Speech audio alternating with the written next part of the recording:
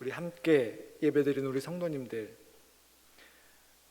성전에 계시고 또 영상으로 함께 하시는 그러나 그 모든 곳에 하나님의 은혜가 동일하게 임하시기를 예수님의 이름으로 축원합니다. 우리가 수요 영성 기도회를 통해서 계속해서 소선지서를 상고하고 있습니다. 오늘은 소선지서 중에서 스바냐서를 함께 상고하는데요, 오늘과 앞으로 더 2주 해갖고 스바냐 1, 2, 3장을 함께 은혜를 나누게 될 것입니다. 이 스바냐 선지자는요, 예수님이 탄생하시기 전 주전 약 600년 전에 활동했던 인물입니다. 그리고 그때 기록된 말씀입니다. 우리가 스바냐서를 잘 읽어보기 위해서는 1장 1절이 참 중요하더라고요. 오늘 우리가 함께 읽지 않았지만 1장 1절을 보면은 이렇게 시작합니다. 아몬의 아들 유다 왕 요시야의 시대에 스바냐에게 임한 여호와의 말씀이라. 아몬의 아들 유다 왕 요시야의 시대, 이렇게 나와 있습니다. 이 스바냐가 활동하던, 하나님의 말씀을 대언하던 그 시기는요, 남유다 요시야 왕 때입니다. 그런데 그냥 성경에서 요시야 왕 때 스바냐에게 임한 하나님의 말씀이라 이것이 아니라 그 앞에 아몬의 아들 요시야 왕 때 그렇게 나와 있습니다. 요시야 시대지만 요시야 왕 전에 아몬이란 왕이 있다고 이 스바냐가 시작하면서 말을 하고 있습니다. 이 이름이 괜히 나올 이유가 없죠. 요시야 왕의 아버지, 부친은 아몬입니다. 요시야 전에 남유다의 왕으로서 2년간 통치했던 그런 사람입니다. 그리고 오늘 말씀에 나오지는 않지만 우리가 열왕기 하를 보면은 이 족보가 쭉 나오는데 요시야의 할아버지가 있습니다. 그 할아버지가 누구냐면은 므낫세라는 사람입니다. 역시 남유다의 왕이었습니다. 왕으로서 55년간 남유다를 통치했던 그런 사람입니다.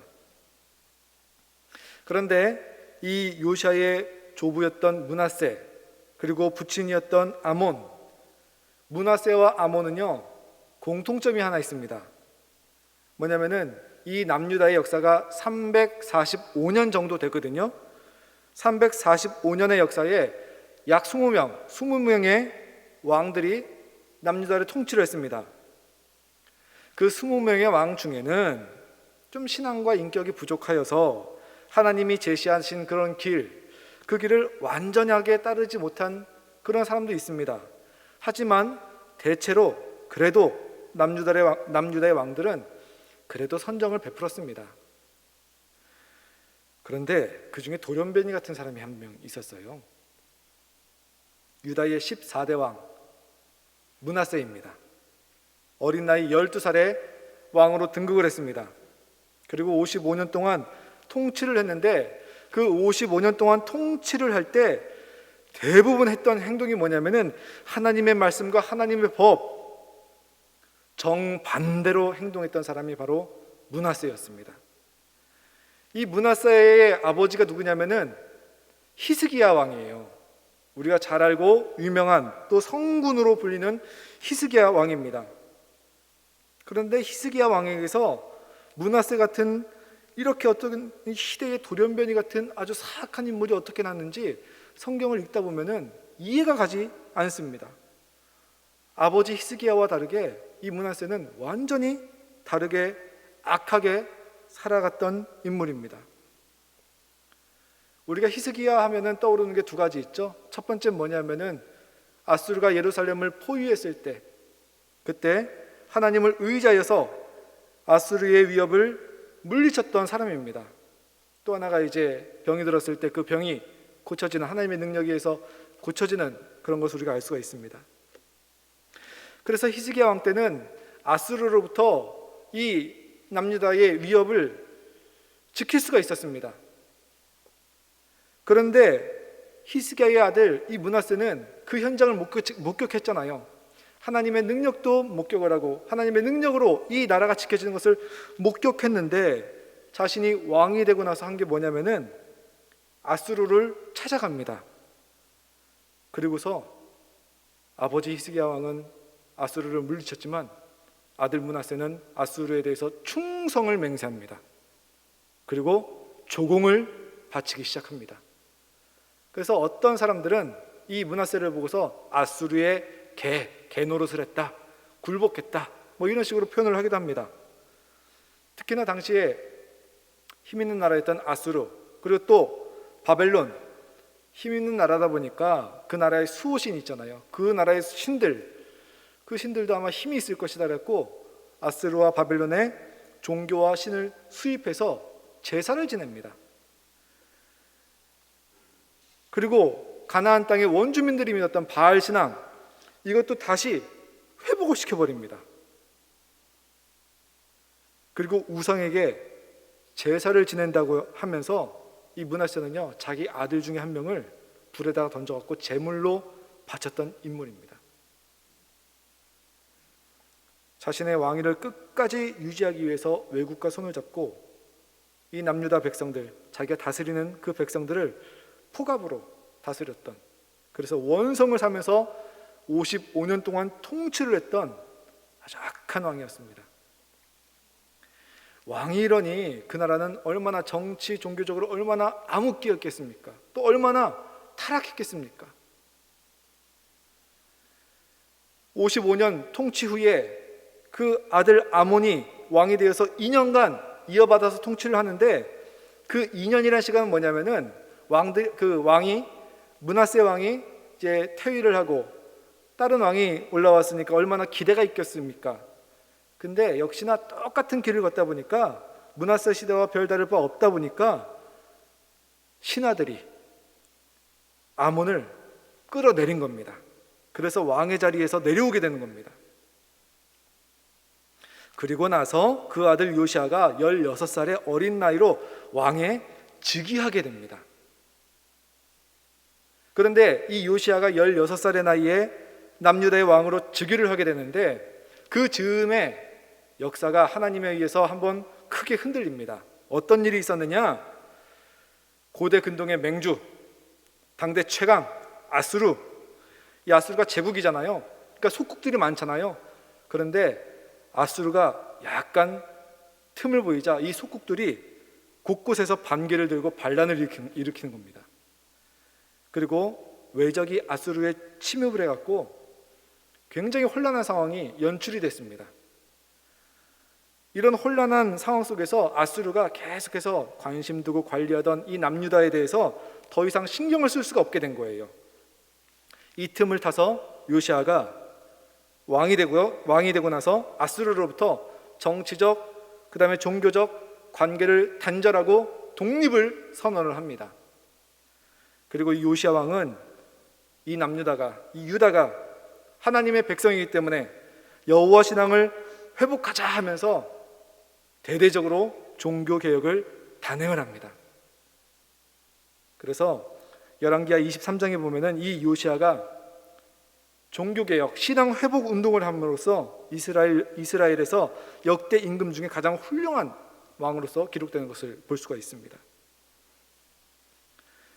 스바냐 선지자는요, 이 시기에 하나님께 부름을 받은 거예요. 그래서 하나님께서 이 선지자 스바냐를 통해서 요시아가 종교개혁을 시작을 했잖아요. 그거를 스바냐 선지자를 통해서 격려하시는 겁니다. 힘을 주시는 그 말씀을 전하시는 거예요. 그래서 요시아 왕의 종교개혁, 남유다의 종교개혁, 영적 회복, 영적 각성, 그 순간에 하나님께서 격려하고 힘을 주시기 위해서 주신 말씀이 바로 이 스바냐서입니다. 그런데 우리가 격려하고 뭔가 힘을 불어넣어 주기 위해서는 장밋빛 미래 또는 낙관적인 미래, 희망찬 미래, 이런 것을 그려주고 이런 것을 말을 해야 되는데, 스바냐서를 읽어보면요, 결코 낙관적이지 않습니다. 희망만을 말하지는 않습니다.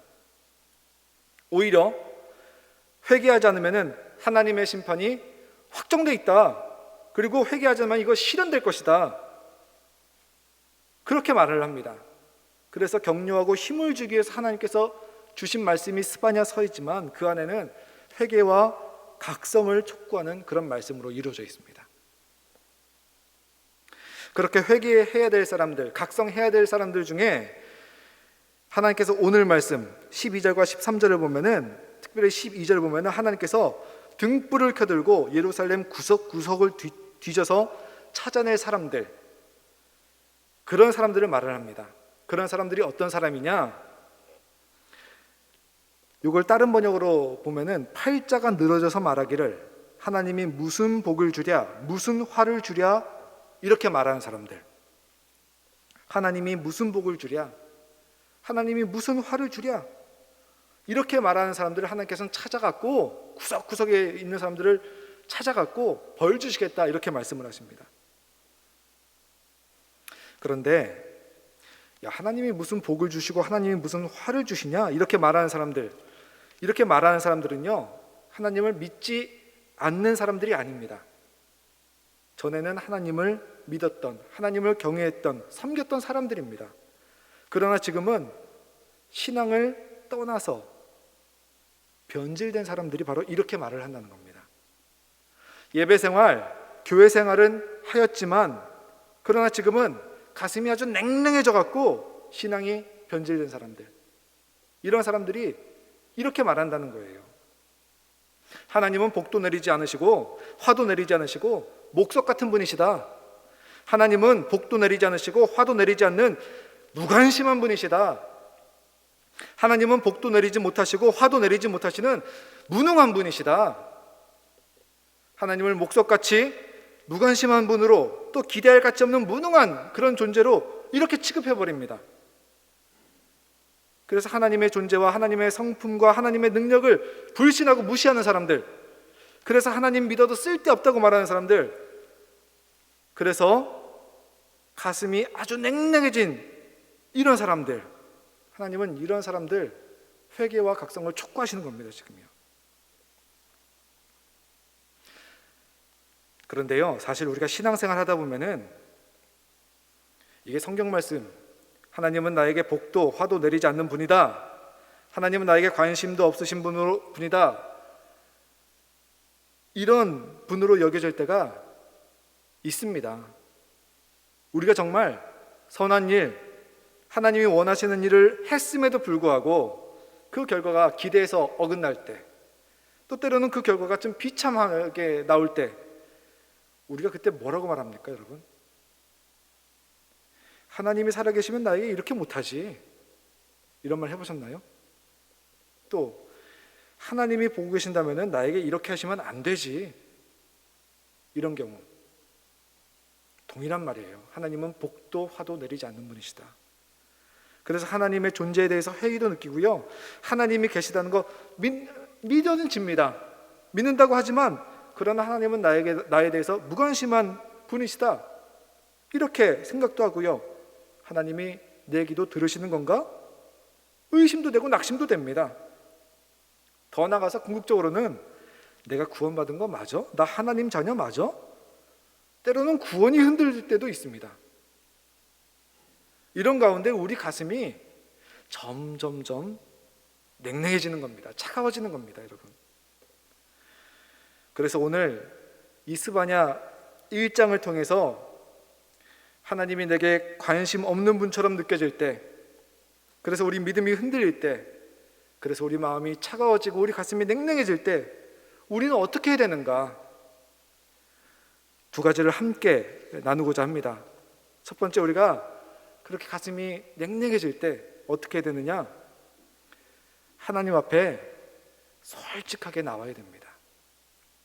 하나님 앞에 솔직하게 나와야 됩니다. 믿음이 흔들려서 하나님에 대해서 회의를 느낄 때 우리가 하나님을 회피하죠. 하나님 앞에서 도망갈 때가 참 많죠. 근데 오히려 그 순간 우리가 하나님께 나오는 것을 습관화해야 됩니다. 습관으로 만들어야 됩니다. 왜냐? 어차피 하나님은 우리 속내 다 아시는 분이십니다. 내가 뭔가 하나님께 말하고 싶은 것이 있는데, 불만이 이 가운데 있는데, 섭섭함이 이 가운데 있는데, 그런데 내가 그것을 말하지 않습니다. 말하지 못하고 속으로 끙끙 앓기만 하면 어떻게 되겠습니까? 결국에 하나님에 대한 섭섭함이 생기고요, 그 섭섭함이 깊어지게 됩니다. 사람과 사람 사이의 관계에서 그러잖아요.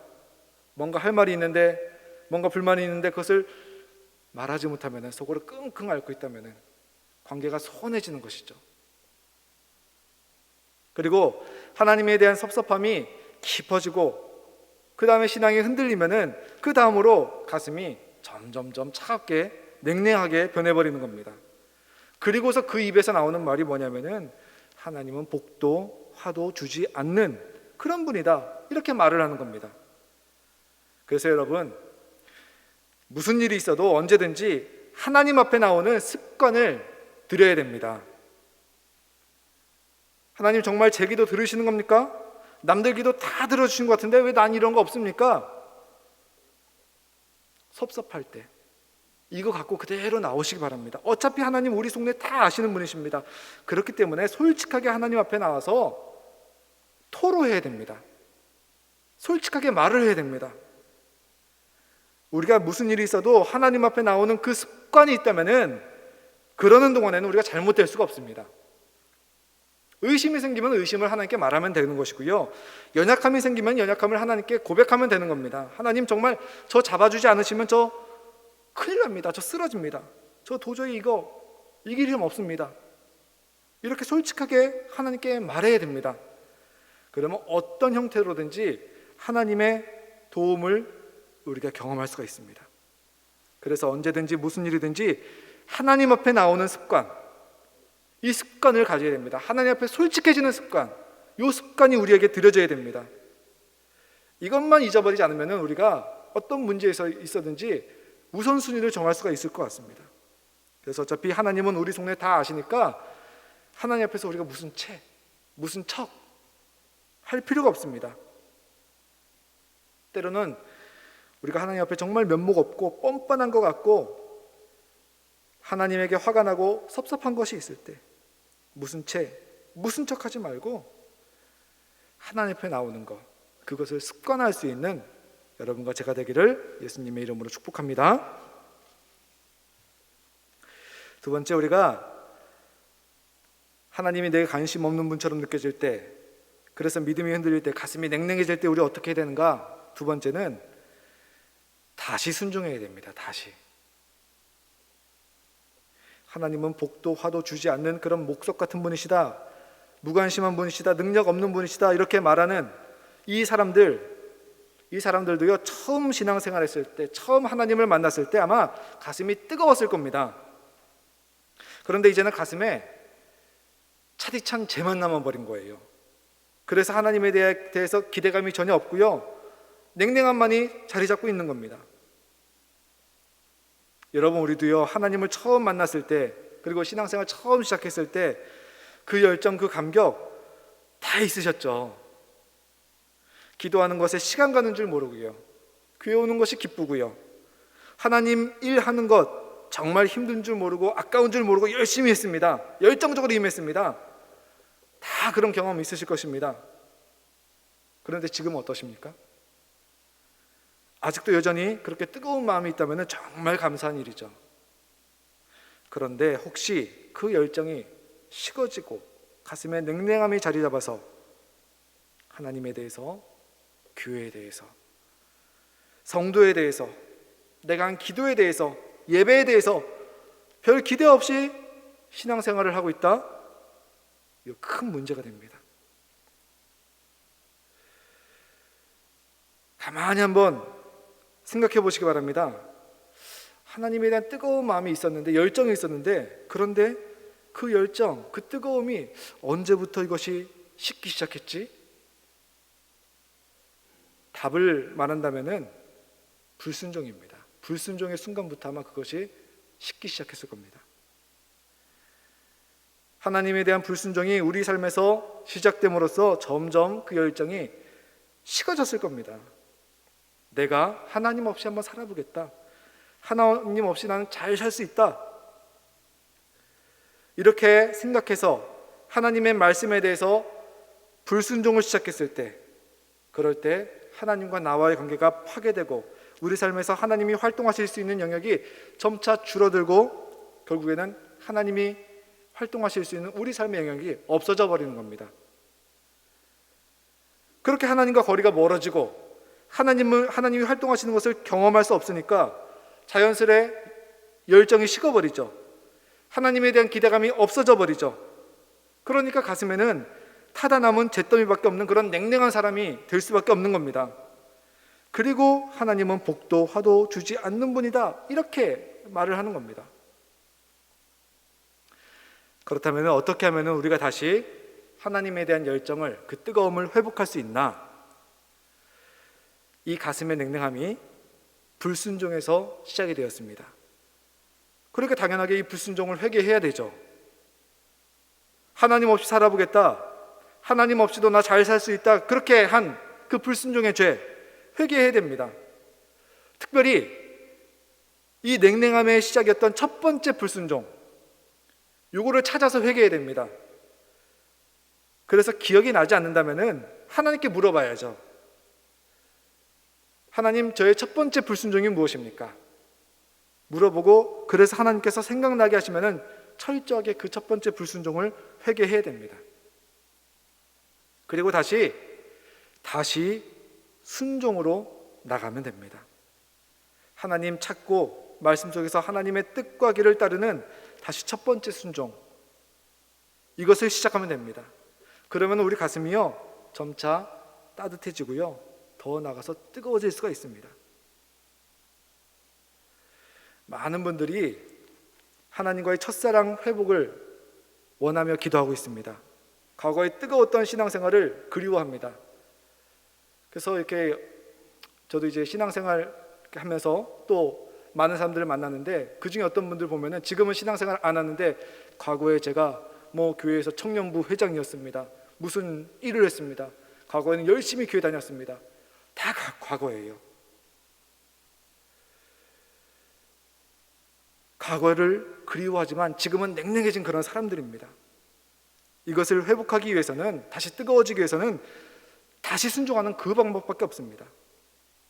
그래서 여러분, 우리가 순종을 해야 되는데 너무 여러 가지를 한꺼번에 많이 결심하여서 순종하겠다고 하면은 이게 흐지부지 될 수도 있습니다. 그래서 지금 하나님께서 원하시고 내가 할 수 있는 것 한 가지만 붙드시고 순종하시기 바랍니다. 어쩌면 그게 순종하기로 결심한 것이 가장 어려운 한 가지가 될 수도 있습니다. 또 어떤 분은 아주 불편한 한 가지가 될 수도 있습니다. 그러나 그 한 가지만 붙잡고 우리가 순종해야 됩니다. 여러 가지보다는 하나님께서 원하시고 또 내가 할 수 있는 것 한 가지를 결단하여서 순종하시기 바랍니다. 그래서 하나님께서 말씀해 주시는 것, 또 내가 할 수 있는 것, 그 한 가지, 우선 한 가지를 내가 순종하면은 하나님께서 야, 잘했다 칭찬해 주시죠. 그 다음에 하나님께서 또 말씀해 주시는 것, 하나님이 소원 주시는 것만큼 또 한 가지 순종하면은 하나님께서 더 잘했어 더 칭찬해 주시는 겁니다. 그리고 하나님께서 이번엔 요거 한번 해보자, 이렇게 말씀하시고 또 소원 주시죠. 그렇게 다시 순종을 하는 겁니다.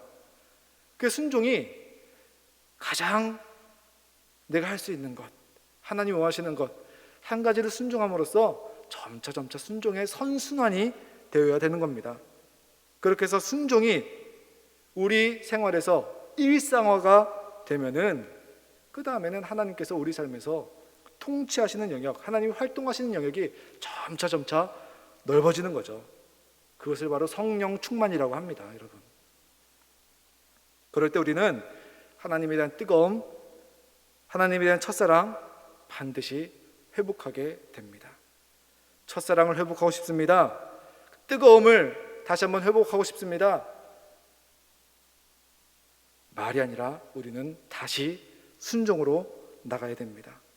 그럼으로써 뜨거운 마음을, 하나님에 대한 뜨거운 사랑을 이어갈 수 있는 우리 종교교회 성도님들 되시기를 예수님의 이름으로 축복합니다.